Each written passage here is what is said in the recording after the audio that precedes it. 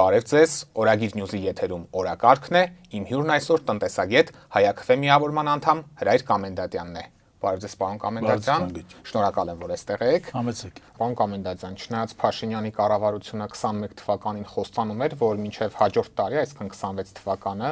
նվազագույն կենսաթոշակի չափը համարժեք կլինի պարենային զամբյուղի արժեքին, իսկ միջին կենսաթոշակի չափն էլ նվազագույն սպառողական զամբյուղի արժեքին, այնուամենայնիվ հաջորդ տարվա բյուջեի քննարկումների ժամանակ արդեն պարզ դարձավ, որ այս խոստումը եւս չի իրականացվելու, փոխարենը կառավարությունը, ինչպես արդեն նշեցինք, բարձրացնում է անկախիկ գործարքներից տրվող հետվճարի չափը։ Քաղաքակիրթ եւ ամենակարևորը ժողովրդավարական երկրներում ինչ տեղի կունենա, եթե կառավարությունը նման խոստում տա եւ իր ժամկետի ավարտին այն փաստացի չկատարի, եւ ինչու է շարունակաբար նախապատվությունը տրվում այս անկախիկ գործարքների տոկոսագումարի բարձրացմանը։ Սկսենք վերջից, անկախիկ գործարքների նկատմամբ այդ վստահությունը եւ լավատեսությունը եւ դրան հակված լինելը դա վատ բան չէ։ Դա իրականությունների դեմ պայքարելու բավականին գործունյա մեխանիզմ է եւ այդ գործիքը կարելի է անդադ օգտագործել։ Խնդիրը այլ տեղ է։ Խնդիրը նրա մեջ է, որ քաղաքական փաստացի մենք ունենք իշխանություններ, որոնք խոստանում են մի բան, առաջադրում են մի բան, մարդկանց հետ կորզում են այդքան թանկ ընտրական ձայները եւ միևնույն ժամանակ տնտեսական բնույթի այդ հեքիաթներով քաղաքական եւ աշխարհակաղակական իրենց ցախողումները որոշակորեն փորձում են մեղմել, սքողել, թաքցնել, բայց հետագայում պարզվում է, որ այդ ամբողջ միջոցառումները ոչ թե տապալված են, նրանք հեռու են ընդհանրապես մոտիկ լինելու, նույնիսկ ինչ-որ տեսակարար շռով, ինչ-որ տոկոսներով։ Այս իմաստով 21 թվականի այդ խոստումները տնտեսական բնույթի որ տվել են, նրանք կարելի ասել իրենց անկատարությամբ եւ խաբեության առանցքով շատ մոտ են Հադրութը ետ բերելու, Շուշին ետ բերելու, որ դեօկուպացիայի անջատում հանուն փրկության թեզի, անջատում հանուն փրկության, ինչ ասես ասում են։ Ինչ ասես ասում են եւ ես կարծում եմ, որ տնտեսական բլոկը տնտեսությունը իհարկե ամենակարևոր թեմաներից մեկն է, բայց քաղաքական արկածախնդիր խաբեբաները, որոնք որ 1 միլիոնից ավել ենթադրենք քաղաքացու խոստանում են մի բան, չեն կատարում, խոստանում են բարձրացումներ ենթադրենք թոշակների, չեն կատարում, խոստանում են ենթադրենք Արցախի անվտանգության բնակիչների ետ վերադարձ իրավունքների հարցեր են թմկահարում, այս մարդիկ պարզապես ոչինչ չեն անում։ Ես մի օրինակ բերեմ, հավանաբար հիշում եք, որ այս տարի մայիսի 1-ն էր հայտարարագրման, ֆիզիկական անձանց հայտարարագրման վերջնաժամկետը եկամուտների։ Բնականաբար տապալել են գործընթացը, բնականաբար գործընթացի վրա ծախսել էին պետական բազմամիլիոն ռեսուրսներ, տապալել են եւ այս տապալման մեղքը, որտեվ յուրաքանչյուր անձ, որ աշխատում է պետական ենթադրենք կառույցում, ունի լիազորություններ, դա պետք է նաեւ ունենա իր պատասխանատվությունը տապալման դեպքում պատասխանատվությունը վերցնել իր վրա եւ վերցնելուց հետո դուրս գալ, լքել այդ աշխատանքը, հեռանալ այդ համակարգից։ Տապալեցին, հասկացան, որ տապալել են, այս իշխանություններից առաջին դեմքով հանդես եկան մի նախաձեռնությամբ, բաթե մինչև նոյեմբերի 1-ը հետաձգում ենք ժամկետը, բայց իրավական կարգավորումները թեմայի շուրջը մնալու են, որպեսզի այս կարգի իրենց տապալումը սքողեն,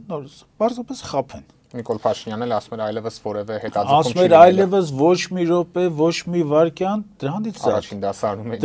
Դրանից զատ, ինչ արեցին։ Դրանից զատ մոտավորապես մի քանի տասնյակ հազար մարդու գայթակղեցին սոցիալական կրեդիտի այդ ձրի փողով, այդ փողը ձրի փող էր իրենց համար, այդ մարդկանց համար, որովհետև նրանք սահմանադրական պարտավորություններ, ինչպես մենք ունենք, իրենք էլ ունեն, բայց նույն հայտարարագը լրացնելու համար մենք ոչինչ չենք ստանում, իրենք ստանում են ենթադրենք առողջապահական նպատակներով, ուսման նպատակներով, ինչի համար։ Բա այս սոցիալական պետությունը, սոցիալական արդարությունը, հավասարությունը ինչի համար է։ Հասկացանք մարդկանց պետք է ենթադրենք սոցիալական այդ թեմաներով սոցկրեդիտներ տալ, բայց այդ 100,000-ի այդ կաշառքը որ տվեցին, ահռելի թիվի միջայլոց։ Ահռելի թիվ 100,000-ը բազմապատկեք մոտավորապես մի քանի տասնյակ հազար մարդիկ ստացել են, ինչ եղավ։ Այդ փողը գնաց կորավ։ Այդ փողը կարող էին, չէ՞, չվճարել։ Մարդիկ, որ վճարում արդեն իրականացրել էին, այդ փողը պարզապես որպես ինչ-որ տնտեսական կաշառք ստացան։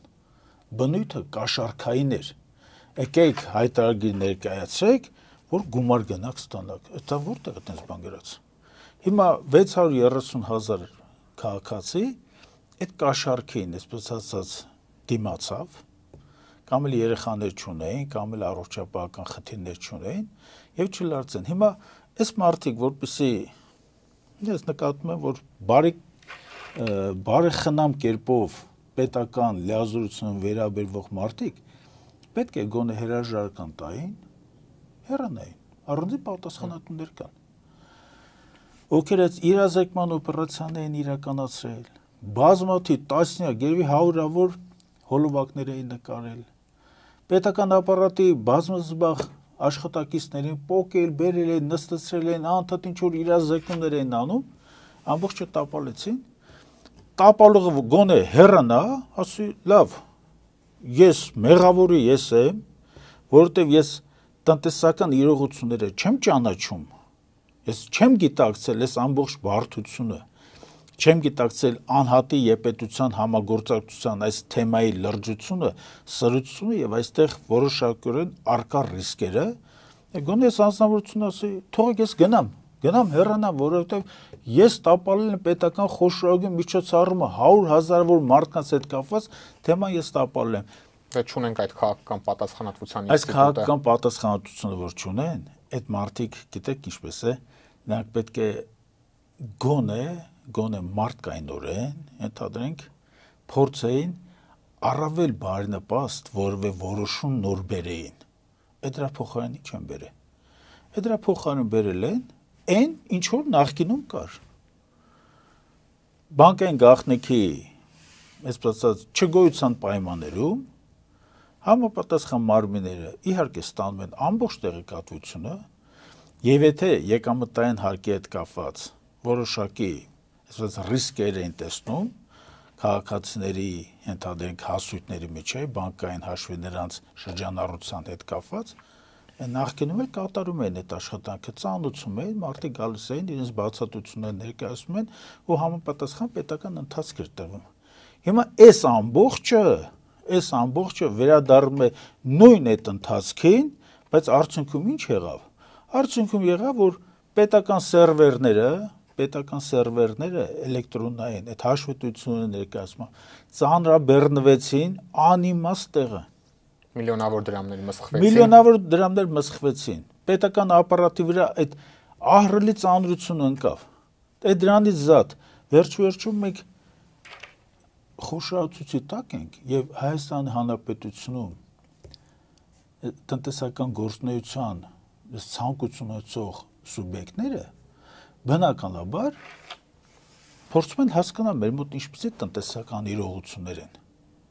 Երանք տեսնում են, որ ամիսների ընթացքում այս երկրում փոխվում է ընդ որում տրամագծորեն հակառակ ուղղությամբ տնտեսական իրողություններ եւ կարգավորումներ,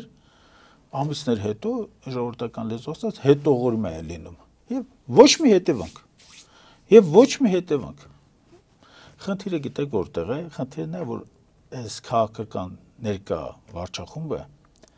սա տնտեսական բնագավառում վարում է հակասոցիալական քաղաքականություն, հակաժողովրդական քաղաքականություն։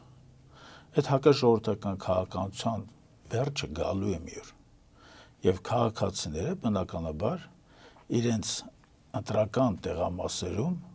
իրենց ձայնը երբ որ կօգտագործեն սահմանադրության նրանց տրված լիազորությունների շրջանակներում բնականաբար հիշելու են այս ամբողջ թնջուկը եւ հիշելու են այս թնջուկը իրականացնողների այսպես ասած դեմքը եւ նրանց քաղաքական վարքագիծը։ Նույն թոշակների համատեքստում Հայակվեն եւ անձամբ դուք հայտարարում եք, որ հնարավոր է թոշակները ընդհանուր մինչեւ 50%-ով բարձրացնել, իշխանություններն էլ սա մեկնաբանում են որպես պոպուլիստական խոստում։ Կխնդրեմ մանրամասնեք ինչ միջոցների հաշվին դա կարող է տեղի ունենալ եւ ինչպես կարձագանքեք պոպուլիստական խոստումների մասով մեղադրանքին։ Մեղադրանքների արձագանքել, պատասխանել, անձանց ովքեր որ պոպուլիզմի մաստեր կլասի, կարելի ասել, ռահվիրաներ են, այդ մարդկանց հետ անիմաստ է։ Ով խոսի պոպուլիզմից, իրենք պետք է լռեն։ Ով խոսի պոպուլիզմից, իրենք թող չխոսան։ Եթե ցանկությունն է այդ պոպուլիստական ժանրի հետ կապված ինչ որ փոխհրաձգություններ անեն, թող վերցնեն, ենթադրենք, ուսումնասիրեն Հռոմում Կասիոս անունով մի կլիենտ կար։ Այս կլիենտ են կոչում, որտեղ նրանք պատրիկների ծառաներն են եւ խժդժությունների ժամանակ ամենաագրեսիվն էին։ Եվ անդադ պոպուլիստական ժանրի մեջ են, թող դրանց կյանքը վերցնեն ուսումնասիրեն, հայլ ու արչեւ ընդհանրենք այդ նույնը բեմադրեն եւ իրենք էլ մասնակցեն այդ պոպուլիստական այդ իրենց ընդհանուր զեղումները թողենք մի կողմ, թոշակների հետ կապված խնդիրը գիտեք որն է, մոտավորապես 500-2000 մարդ գտնվում է աղքատության ճիրաններում։ Այո, աղքատության ճիրաններում։ Այդ պոպուլիստները թող մի հատ ընդհանրենք իրենց աշխատավարձը, ես գիտեմ ում մասն է խոսքը, չէ՞։ Դա մոտավորապես 3,5 միլիոն դրամ աշխատավարձ է ստանում, համեստ հաշվարկներով, ճիշտ է։ Ամենալավագույն զբաղմունքը չէ, որևիցե մեկի ընդհանրենք աշխատավարձը չափել, կշռել, հասկանալ, բայց մի հատ այդ ստացած 1,5 միլիոնը թող բաժանի 50,000 դրամի վրա, իսկ 50,000 դրամը, 40,000 դրամը, դա Հայաստանի Հանրապետության թոշակառուի մեկ ասվա միջին, մոտավորապես միջինացված թոշակն է։ Հետև թող բաժանի հասկանա, արդյոք ինքը այդ 30 հոգի, 30 անձի, 30 թոշակառուի, 30 տարեցի թոշակից ենթադրենք 30 անգամ ավել ստանալու իրավունք ունի։ Իհարկե ոչ։ Մարդը Հայաստանի Հանրապետության քաղաքացին հայտնվել է անելանելի վիճակում։ Այդ կառավարական կաբինետներում, այդ ձմռանը տաքացող, ամռանը հով, այդ կաբինետներում, այդ ճոռճոռան կաշվե, այսպես ասած, եւ գրասեղանների, եւ աթոռների վրա օրը սպանողները թող մի հատ գյուղեր գնան։ Երեք եմ եկել ընդամենը Արմավիրի շրջանից, այդ սարսափելի է վիճակը։ Մարդկանց հետ խոսում եմ, ոչ մեկի բերանը ատամ չկա։ Ատամ չկա, մարդկանց բերանը ատամ չկա։ Այդ դա մի ցուցիչ է, գիտեք ինչ իմաստով, որտեվ կան ինչ որ հիվանդություններ, կատարակտի ընդհանրենք մասսան բուժումը կամ մարդուն լրիվ քորացնում են, չէ՞։ Ընդհանրենք այս մի հիվանդություն, այս դեղը, այս կարգի, այս կարգի բաներ անում են։ Հիմա մի հատ ատամն ու բուժական ծառայությունները դրանք քաղաքացիներ իրենք են վճարում։ Պետական պատվերի մեջ դա կարծես թե չի մտնում։ Հիմա վերցնենք, հաշվենք կատարակտի հիվանդության, սրտանոթային հիվանդության, աղեստամոքսային տրակտի հիվանդության, ճնշման հիվանդությունները, ըստ դեղերի քանակները, դրանց ենթադրենք գներով, որ հաշվում ես դեմս գոնե չմահանալու համար թոշակառուն ամսական պետք է ծախսի 40-ից 50,000 դրամ, լավագույն դեպքում, եթե վիրաբուժական միջամտության կարիք չկա, այսպեսի գումար պիտի ծախսի։ Դեղորայքի բժշկական ծառայությունների համար։ Պարզապես այն դեղերը, որոնք քիչ թե շատ հարմարավետ կյանքի հնարավորություն են տալիս։ Այն բառ դեղերի մասին չեմ խոսում։ Չեմ խոսում քաղցկեղի մասին, հասկանալ պատճառով չեմ ուզում այս թեման շոշափենք։ Հիմա այս մարդիկ ինչ են ասում։ 18 թվականին 40,000 էր միջին թոշակը, հիմա 49,000 դրամ է։ 49,000 դրամի համար, չէ, այդ հաշվարկ անենք, շատ կարճ։ Հուսով եմ, որ այս հաշվարկը նաև այդ խելացիները այդ կաբինետներում ծավալած, իրանք էլ կհասկանան, որ ինչ պիտի անի քաղաքացին 30 օրվա համար։ Նորմեր առողջապահական նախարարության որ կան, դրանց մասին չեմ խոսում։ այդ նորմերով եթե հաշվարկենք, մոտավորապես 66-67,000 մենք բարենային նվազագույն զամբյուղն է, որ մարդը սովից չմահանա։ Հիմա ուրիշ հաշվարկ անենք։ 49,000 դրամ է, չէ՞։ Օրական մեկ հաց։ Դա ամսական կտրվածքով արես 10,000 դրամ։ 300 անգամ 30, մոտավորապես 10,000 դրամ։ Մածուն, օրական մեկ հատ։ Մոտավորապես 20,000 դրամ մածունն է։ Մածունը գինն է կազմելու։ Շրջանում չափազանց թանկացել է։ Չափազանց թանկացել է։ Հիմա կասեմ դրա պատճառը որն է։ Մեծ մածուն։ Լավ, այդտեղ ինչ ավելացնենք։ Բանջարեղեն։ Մի 10,000 դրամի բանջարեղեն, չէ, արդեն այդ 49,000 դրամը փակվեց։ Այսինքն քաղաքացին հնարավորություն ունի այս երկրում տրված թոշակով ուտել մեկ հաց, մի հատ մածուն խմել ու վրայացել սոխ ուտել կամ խառը կանաչի, ոնց որ իրենք են ժամանակին ասում։ Կոմունալ վճարների մասին Կոմունալ վճարների մասին չեմ խոսում։ Չեմ խոսում քաղցրավենիքի մասին, չեմ խոսում ենթադրենք ինչ որ տեղ գնալու, թորների հետ, բարեկամների հետ կապեր պահպանելու, տրանսպորտով երթևեկությունը նույնիսկ վճարովի է։ Ճիշտ է, զեղչ կա, բայց ամուր չի։ Այդ թոշակառու այդ 67-65 դրամին է մնացել այս երկիրը։ Այս ինչ որ ես հաշվարկեցի, այս համեր չեմ մտնում այդ առողջապահական բնույթի ծառայությունների գները կամ դեղերի գները։ Մարդը ապրելու հնարավորություն չունի։ Հիմա մենք ինչ ենք ասում։ Մենք որ ասում ենք 50% բարձրացնել, բնականաբար շատերն են հիմա այդ թեմայով զրուցում, շատերն են աղմուկ բարձրացնում, շատ ճիշտ են անում։ Ես նրանց բոլորը այդ համամիտ եմ, որովհետև վերջ-վերջը դա սոցիալական արդարության ուղղված աշխատանք է, ես բոլորին ողջունում եմ, հրավիրում եմ ել ավելի մեծ ծավալով այդ աշխատանքը իրականացնեն։ Այդ դրվատանքի խոսքեր եմ ասում այդ մարդկանց նկատմամբ։ Հիմա նաև խնդիրը որն է։ Մենք որտեղից այդ գումարը պետք է հայթայթենք։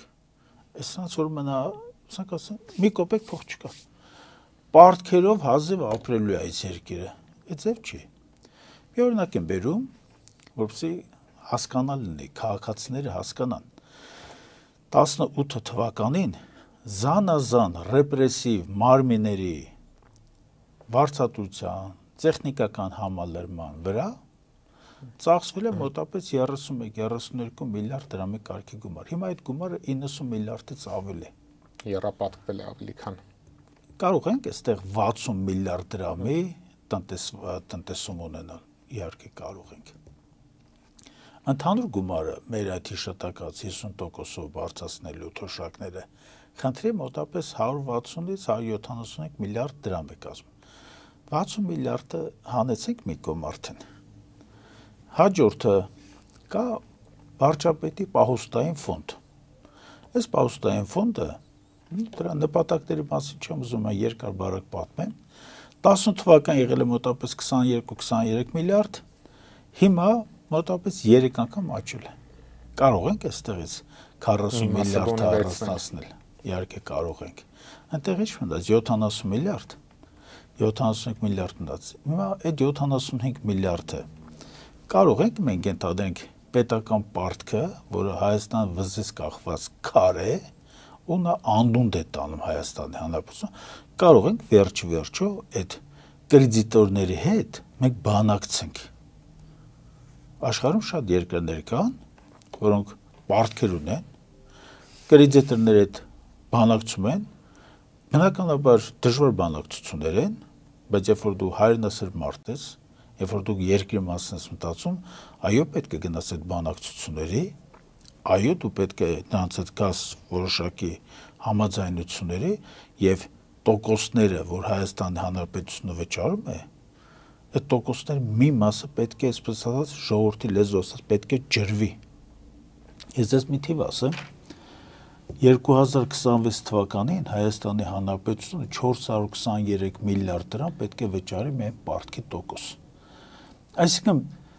423 միլիարդ։ Այդ 423 միլիարդը մոտավորապես 1 միլիարդ 100 միլիոն դոլար է։ Այսօր առողջության է հաշվում, օրական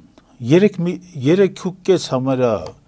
միլիոն դոլարի մենք պարտք ենք վճարում։ Ամեն օր Հայաստանը քնում է, արթնանում է այդ օրը պետք է վճարի 3.5 միլիոն։ Մյուս օրը նորից 3.5, հաջորդ օրը 3.5 միլիոն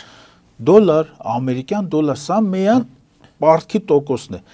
Իսկ ովքեր են այդ պարտքի տոկոսի հիմնական շահառուները։ Հիմնական շահառուները, ես ասեմ, մեր քաղաքացիներն էլ չեն։ Քաղաքացիները, այստեղ ասել, զրոյական մասնակցությունն են։ Հայաստանի Հանրապետության բանկերն են, որոնք պետության թեթև ձեռքով, այո, թեթև ձեռքով մասնակցում են պետական կարճաժամկետ պարտատոմսերի շուկայում եւ պետությանը վարկավորում են 11%-ով միջև։ Սա թույլատրելի է, իհարկե ոչ։ Այստեղ կարելի է համաձայնության գալ, իհարկե կարելի է գալ։ Դրանից զատ համաշխարհային բանկն է մեր հիմնական այսպես կրեդիտորը, կարելի է հետները պայմանավորել, իհարկե։ Համաշխարհային դեպքում միջոցներ հնարավոր է գտնել։ Ցանկության դեպքում կարելի է եւ այս ամեն ինչը կարելի է կարգավորել, իհարկե պետք է աշխատել։ Եվ դուք նշեցիք խոսքի սկզբում նշեցիք պաշտոնյաների բարձր աշխատավարձի մինչև 1.5 միլիոն դրամ։ Ես ձեզ ճիշտ հասկացա, որ նաև որոշակի չափով նախատեսում եք այդ աշխատավարձերի կրճատման արդյունքում թոշակների բարձրացմանը ուղղել միջոցներ։ Խնդիրը գիտեք որտեղ է դրված, եթե արդյունք են ցույց տալիս մարդիկ, սխալ կլինի նրանց չվճարել, սխալ կլինի նրանց պարգևատրել, բայց մենք գտնում ենք այնպիսի փոսի մեջ, եւ սոցիալական այնպիսի անդունդ է առաջացել բնակչության եւ ընդհանրենք աշխատող մարդկանց մեջ, որը մենք չենք կարող անտեսել։ Նույն օրինակը բերեմ 18 թվականին Հայաստանի Հանրապետության միջին աշխատավարձը մոտավորապես 171-72 դրամ էր։ Նա այս ժամանակ գործող միջին թոշակը գերազանցում է 40,000-ը, մոտավորապես 4 անգամ։ Հիմա միջին աշխատավարձը Հայաստան Հանրապետությունում կազմում է 296,000 եւ մի փոքր ավել, նա 49,000 դրամ միջին թոշակը գերազանցում արդեն 6 անգամ։ Այսինքն սոցիալական այս բևեռացումը, որ երկրում գնում է, նա շատ վտանգավոր է։ Շատ վտանգավոր նաեւ մի թեմայի հետ կապված։ Աշխատող մարդը, աշխատավարձ ստացող մարդը թոշակի անցնելու հաջորդ պահին գլորում է աղքատության մեջ։ Նրա եկամուտները 6 անգամ պակասելու են։ 6 անգամ։ Դրա սոցիալական, դրա հոգեբանական, ենթադրենք ընդհանրապես ժողովրդագրական իմաստով այդ ռիսկերը այնքան բազմազան են, որ ժամանակը չերեկի, որ դրանց մասին զրուցենք։ Հիմա բնականաբար վերադառնանք հարցերից ամենակարևոր հարցերին։ Պետական համակարգում կամ ընդհանրենք հարկային վարձատրության մեջ կամ հարկերի բնակավարում մենք արդյոք նախատեսում ենք այդ կրճատումներ կամ հարկերի բարձրացումներ, իհարկե ոչ։ Պետական համակարգում օպտիմալացում պետք է լինի, բնականաբար, այդ անկասկած, ընդ որում մենք մարդկանց պետք է հրավիրենք դեպի մասնավոր բիզնես։ Մասնավոր բիզնեսով զբաղվելը պետք է լինի այն կարգի ձեռնատու, որ մարդիկ մի վայրկյան չմտածեն պետական համակարգում աշխատելու մասին։ Վերցեք արևմտյան երկրների փորձը։ Արևմտյան երկրներում մարդիկ չեն ուզում պետական համակարգում աշխատեն։ Ինչի համար։ Որովհետև մասնավոր ձեռնարկատիրության մեջ ստանում են մի քանի անգամ ավելի բարձր աշխատավարձ եւ իրենց հնարավորությունների իրագործման իրական հնարավորություն։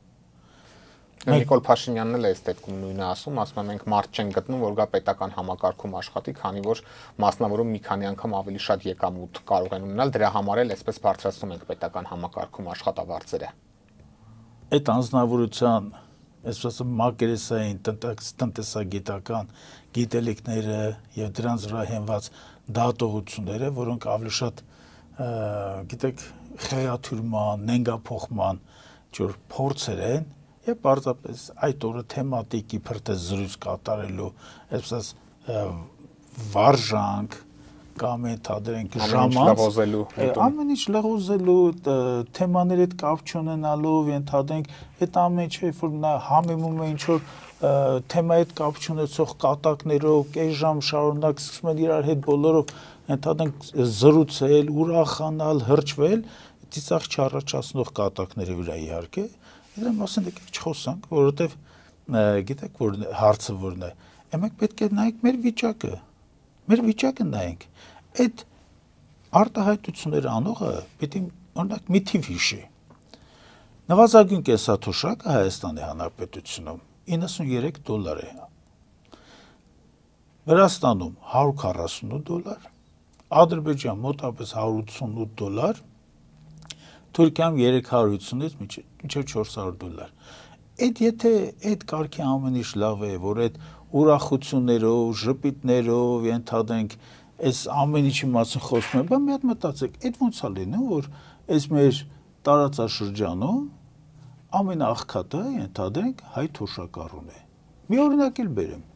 Վրաստանում թոշակների կա տարբերակում։ Լեռնային շրջաններում բնակվող թոշակառուն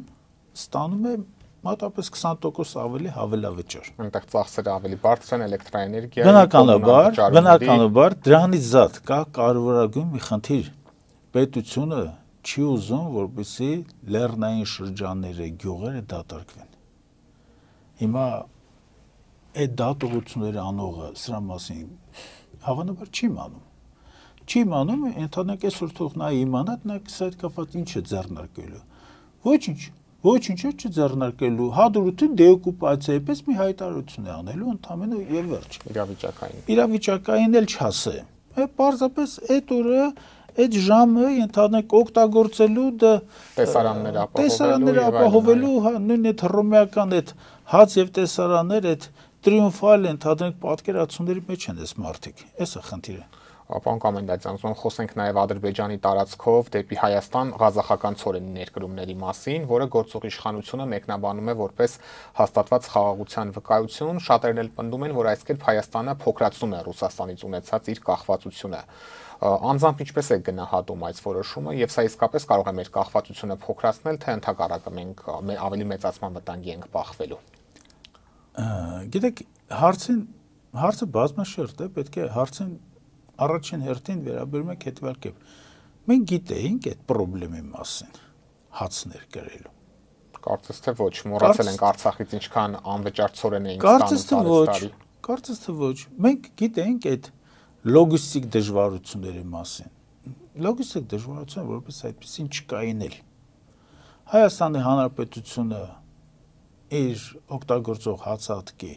95-97%-ը առանձին տարբերություններով ներկրում է Ռուսաստանի Դաշնությունից։ Որից մեկից գիտենք դրա մասին։ Իհարկե ոչ։ Հիմա այս ամբողջ օպերացիան, որ կազմակերպեցին, այդ օպերացիայի կազմակերպման մեջ կա մեկ անուղղակի հերոս, որը որ իր բարեհաճ վերաբերմունքով թույլ տվեց, որպեսզի Հայաստանի Հանրապետություն պարենամթերք մուտք գործի։ Իլխամ Ալիևն է։ Հարամնլի Իլխամ Ալիևն էլ, Իլխամ Ալիևի ընդհանրենք ձեռնարկած այս օպերացիան էլ։ Որտեվ գիտեք ոնց է, եթե քաղաքական ղեկավարությունը պետք է հասկանա մի բան։ Եթե որևիցե գործողություն, որևիցե ընդհանրենք տարանցում, որևիցե հանդիպում ընդհանրենք ծառայելու է մեր նկատմամբ ոչ բարեկամական վերաբերմունք ունեցող սուլթանատի ղեկավարի որոշակի դրական փետուրներ նրա մարմնի վրա ավելացնելու խնդրին, դրա տակ չպետք է գնան, չպետք է մոտենան այդ հարցին, Մենք այստեղ գիտեք որ արժանապատվության ազգային դրա մասին չեմ նույնիսկ խոսում։ Ես խոսում տարեկան հարգանքի մասին։ 22 թվականին Ջերմուկում հայ գերիներին, կապկպված գերիներին գնդակահարեցին։ 22 թվական գնդակահարեցին։ Զինվորականին մասնատեցին։ Հիմա այս ինչ օպերացիա եք մասնակցում։ Ինչ իմաստ որն է։ Իսկ ինչ վերաբերում է ցորենին 2025 թվական այս տարի սեպտեմբերի կեսերին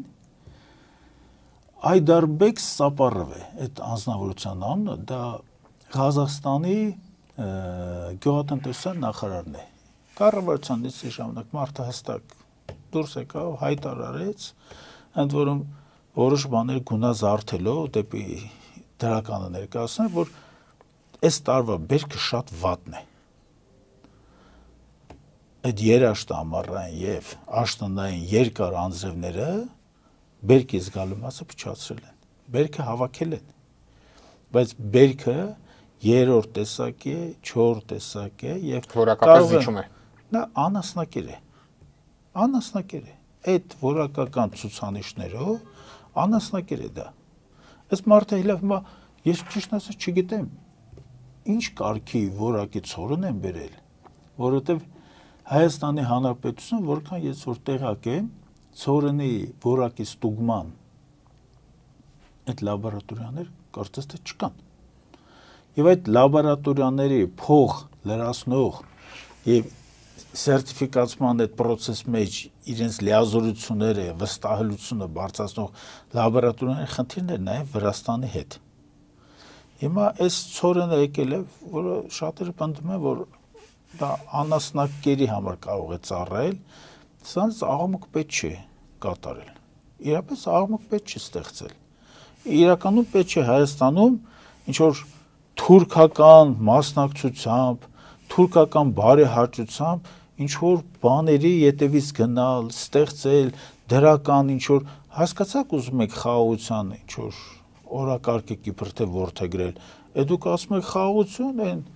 աննորմալ է, հենց ասում է ջոչ է, սևան չկա։ Ընդ որում այնքան այն կարգի զուրկ է ամեն ինչից, որ ասում է ցարական ենթադրենք քարտեզներով չկա։ Այստեղ էլ որոշները քարտեզ ես ուզում, այ Հեյդար Ալիևի ենթադրենք զավակ իսկականից։ Քարտեզ ես ուզում,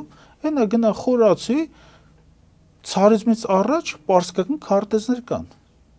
Ընդորում Ադրբեջանի Հայաստանը եղել են պարսկական ենթադրենք կայսրության կազմում։ Գնա դրանից առաջ Տավերնիե կա, ֆրանսիացի ճանապարհորդ, այդ քարտեզները ամբողջ կա ունի։ Գնա դրանից առաջ միջև միջագետքի շումերների կողմից կազմված քարտեզ կա։ Գնա այդ քարտեզները ուսումնասիրի, թե ձեզ ինչ պետք է, դուք ասում եք, այստեղ էլ ենթադրենք ոչ ոք ձեզ չի հակադարձում։ Հիմա այդ քարտեզագրին Սևանի ենթադրենք մեծ մասնագետին բերել է ինչ-որ դրական, այսպես է լույսի տակ ներկայացնում է, բա ինքը թողել է, գլուխը պատին է տվել։ Այդ ցորենը մենք ունեցել ենք ստանում, էլ է Ռուսաստանից ինչ տարբերություն։ Գուցե ավելի մատչելի նաև։ Ռուսական եւ ուկրաինական ցորենը համարվում են կանադական եւ ամերիկյան ցորենի հետ ամենաբարձր որակի ցորենները։ Խնդիրը այստեղ նաև գիտեք բազմաթիվ հարցեր կան։ Ղազախստանը եթե Հայաստանի վրայով ինչ որ ուզում է տրանզիտներ իրականացնել, Ղազախստանի խնդիրն է։ Բայց վերջո մենք ստանում ենք արդյունքում թուրանական պետությունների հզորացում։ Եվ պարոն Կամենդացյան, վերջին շրջանում շատ է քննարկվում, որ առաջիկայում նաև հայ-թուրքական սահմանը կարող է բացվել, անգամ ժամկետներ են նշվում այս առումով։ Դատելով այս պահին ծավալվող զարգացումներից, դուք սահմանի բացումը որքանով եք իրատեսական համարում եւ այս պահի դրությամբ հայ տնտեսվարողները, Հայաստանի Հանրապետությունը տնտեսական առումով որքանով եք պատրաստ Թուրքիայի հետ սահմանի բացմանը։ Թուրքական սահմանը հայկական կողմը չի փակել։ Թուրքական կողմը սահմանը փակել է Քելբաջարը գրավելու ժամանակ եւ հայկական զինված ուժերը վերահսկողություն հաստատեցին այդ Քելբաջարի նկատմամբ նախկին Քարվաճարի, այո, Քարվաճար պետք է ասենք։ Այն ժամանակ Քելբաջար էր, որտեղ հաղորդագրությունները այն ժամանակ այդ ձև էր գնում։ Թուրքական կողմը դա երբ որ իրականացրել է, հիմա նրանք մի պայման են դրել։ Ադրբեջանը երբ կասի, այդ ժամանակ կբացենք։ Սա ինչ է նշանակում։ Սա նշանակում որ առնվազն դրանք վստահելի գործընկեր չեն կարող լինել։ Ցանկացած պահի Ադրբեջանի ենթադրենք որոշումը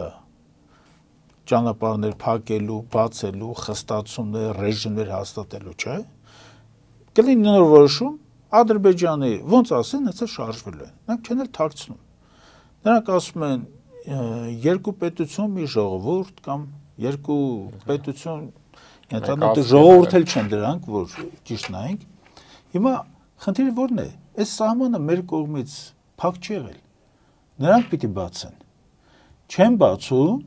քարի իրենց գլուխը, բայց Հայաստանի Հանրապետության վրա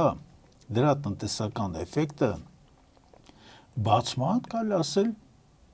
միգուցե դրական է, բայց ծավալները Չոր սպասվել ահռելի ծավալներ չի ունենալ։ Մարդկանց ասում են լավ եք ապրելու, հենց սահմանը բացի։ Այդ լավ ապրելը, գիտեք ոնց է, լավ ապրելը միայն հետադենք փորը լցնելը չէ, լավ ապրելը դա արժանապատիվ կյանքն է, լավ ապրելը դա ազգային իդեալներ ունենալն է, ազգային հարատեպետություն ունենալը, լավ ապրելը դա է։ Հիմա նայեք,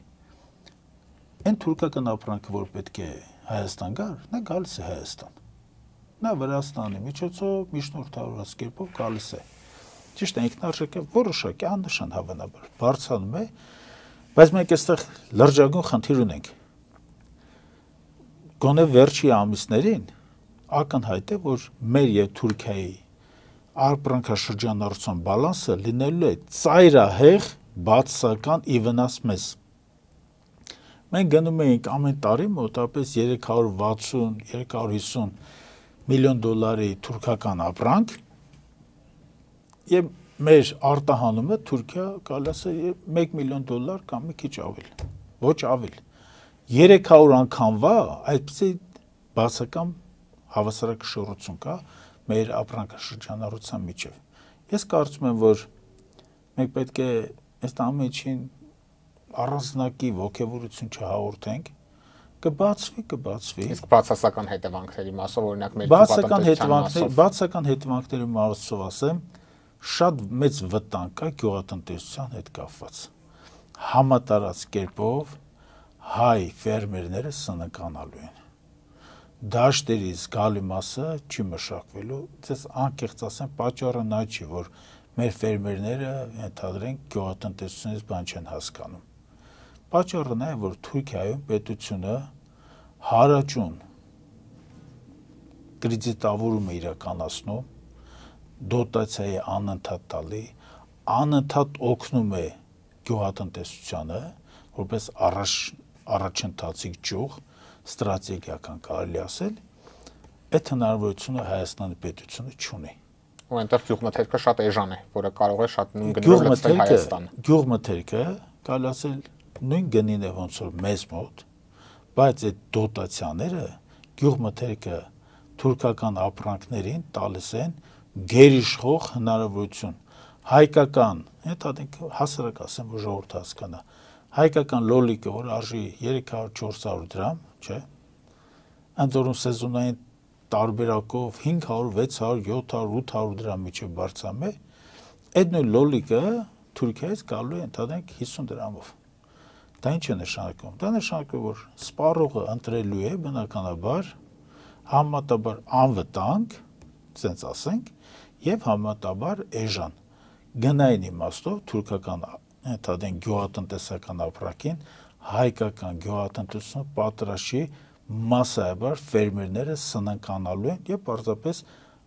հազարավոր հեկտարներով, տասնյակ հազարավոր հեկտարներով հողատարածություններ չեն մշակվելու։ Իմաստ չի լինելու մշակման։ Եվ նաև հակիրճ ուզում եմ անդրադառնանք հայ առաքելական եկեղեցու դեմ ծավալվող արշավին եւ կարգալուց արված հոգեվորականների կողմից շարունակաբար մատուցվող ինքնակոչ ծիսակատարություններին, որոնց քաղաքական իշխանությունն ամենաբարձր մակարդակով մասնակցում է։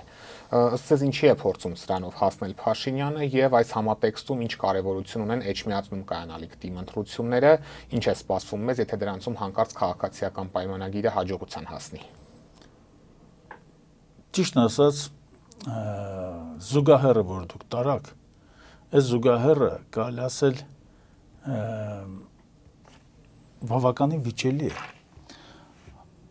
1700 տարվա կառույցի եւ ինչ որ մի փոքր քաղաքում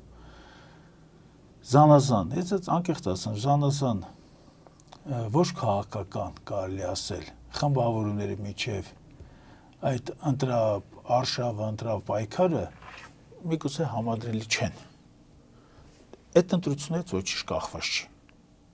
Անկամ եթե ԿՊ-ն հաղթի, եկեղեցու դեմ արշավը որևէ ազդեցություն չի կրի։ Ընտրություններից ոչինչ կախված չի,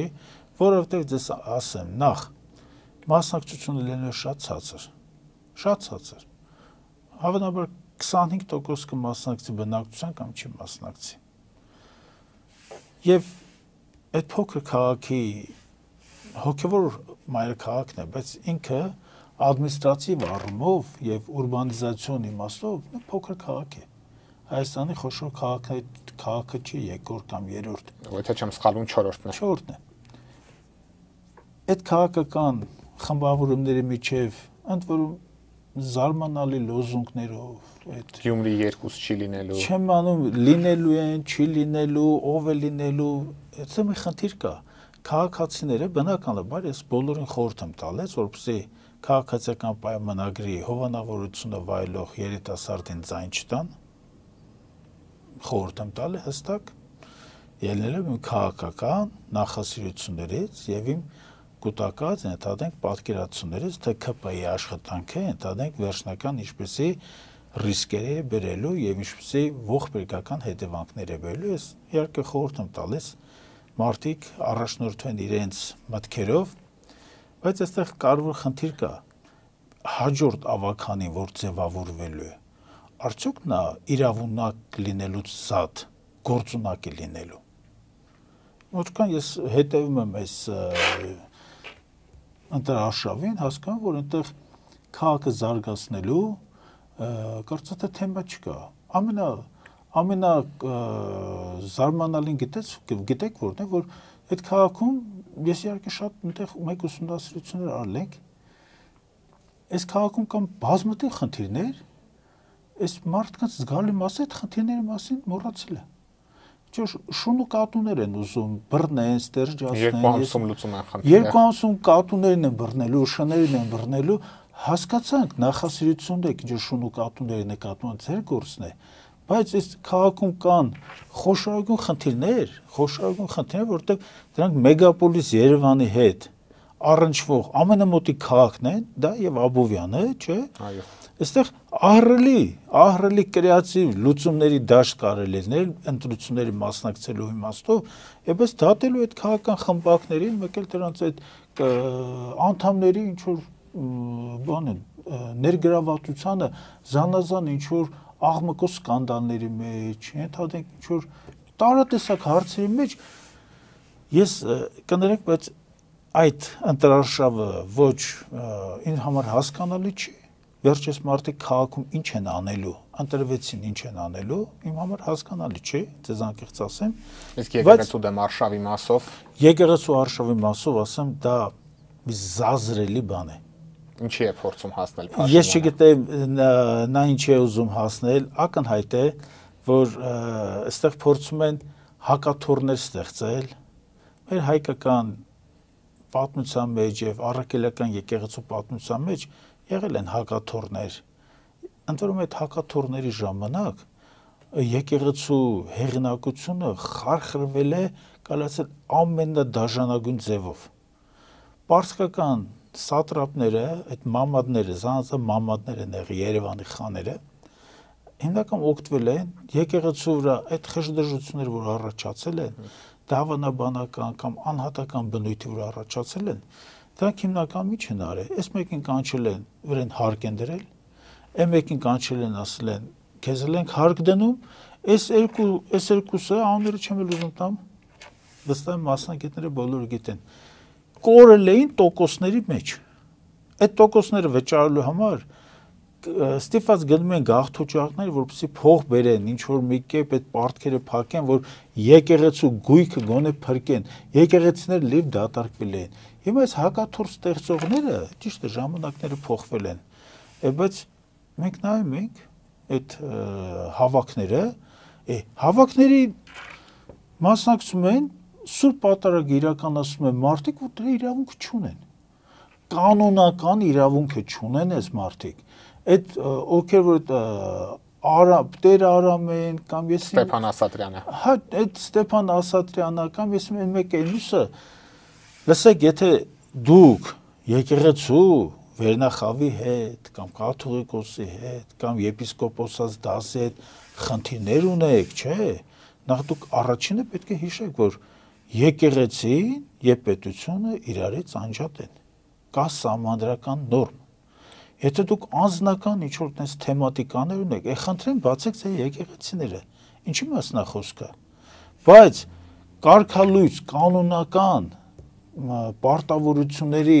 համակարգից դուրս նետված անձը իրավունք չունի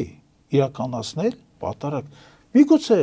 դերասանական ինչ-որ խաղի հետ կապված, միգուցե ինչ-որ action ժանրի, այսպես ասած, ցանկությունն են, ուզում են գնան, ծնկի գան, խոնարհվեն, մեկը կադրերը։ Հա, տեսնում եք այդ կադրը, իրենց գործն է։ Իրենց գործն է, թող ինչ ուզում են անեն։ Գնացեք, ամոթ բան չկա, ստեղծեք ձեր աղանդը։ Ինչի մասն է խոսքը։ Աղանդը լիք աղանդներ կան պատմության ընթացքում, բայց հեչ պարտադիր չի սրա տակ դնել ինչ-որ կուսակցական եսիմ ինչեր, հեչ պարտադիր չի ընդհանրեք մարդկանց խրախուսել, բա եկեք, մեկ էլ մի խնդիր էլ կա։ Եթե դուք գնում եք ինչ-որ հավատքի նորոգման իբր թե ճանապարհով, այդ ո՞նց է լինում, որ ընդհանրեք այդ հավատքի պաշտպանների դերում հանդես են գալ ինչ-որ նախկին թմրամոլներ կամ ներկա թմրամոլներ։ Իրենց ամենավատ որակի աջակիցներն էին հավաքվել են։ Նախկին ընդհանրեք կամ ներկա հարբեցող Ընդ որում հետաքրքիր գիտեք որն է, որ այդ շարքերի մի զգալի մասում ես տեսնում եմ աթեիստների, կայացած աթեիստների։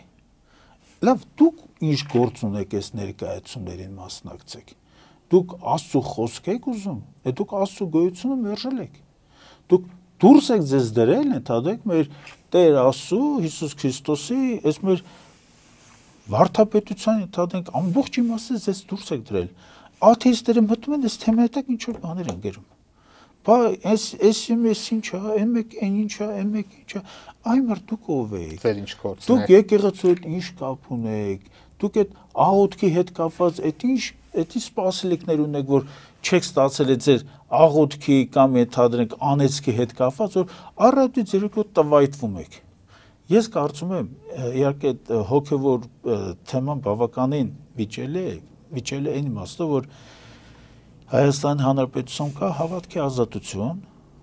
ցանկացած մարդ իզորու է իր հավատք ունենալ, բայց նաև իրավունք չունեն մյուսի ու մեր բոլորի հավատի վրա բռնանալ։ Իրավունք չունեն մեր հավատքի վրա բռնանալ, որ եւ ամենակարևորը, եթե կա կանոնական կառուցվածք, եթե կա կանոնագրքեր, եկեղեցին իզորու է իր մեջ այդ կանոնագրքերով եւ առաջնորդվել, եւ եթե այնտեղ թերություններ կան, կամ ինչ-որ բացթողներ կան, եւ ինքնամաքրվել, հավատքը դա մեծ ծով է, որ ինքնամաքրման իր հնարավորությունը միշտ ունի եւ կկատարի առանց ընդհանրենք ձեր ասած այդ անձնավորություն Ստեփան Ասատրյանի եւ դրա հետ ավանդատները ընդհանրապես ավանդատներում պահակություն անող ինչ որ անձնավորություններ, որոնք իրենց հանրային կյանքում կեցվածքը երբեք չեն դրսևորել որպես լրջմիտ անձնավորություններ, որպես հավատավոր քրիստոնյաներ, ես կարծում եմ այս ժամանակն էլ կանցնի, որովհետև կարծես թե կրկնվում է այն սցենարը, երբ 37-30 թվականներին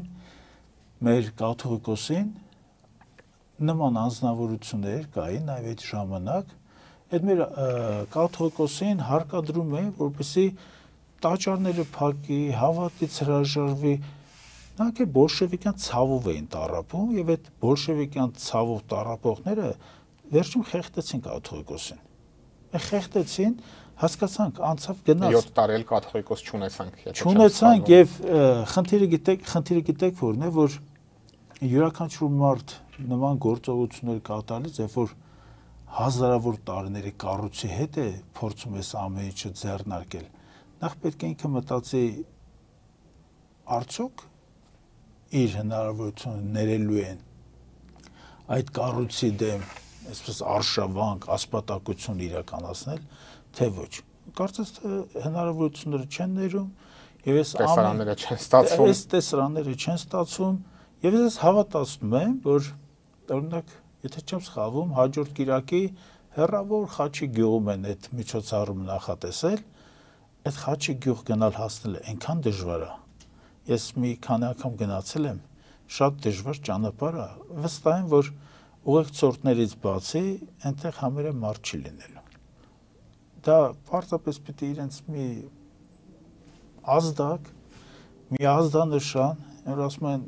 որոտով ենթադրենք մի ազդանշան կգա, որ կանգ առ, դադարեցրու, մի խոսքով, եթե դու հավատքի մասն ես մտածում, փորձի ինքնախոկման, ինքնամոտորումների մեջ գնաս այդ թեման գտնես ու մի բան էլ ձեզ ասեմ, այս մարդիկ կարծես նետում են մարտահրավեր այնպիսի եկեղեցում, որտեղ առաջնորդի պատմուճանը, առաջնորդի թիկնոցը ոչ ոք անհատ առաջին հայրապետը չի քաշել, ամրացրել իրեն։ Գրիգոր Լուսավորիչը վերջին 4 տարին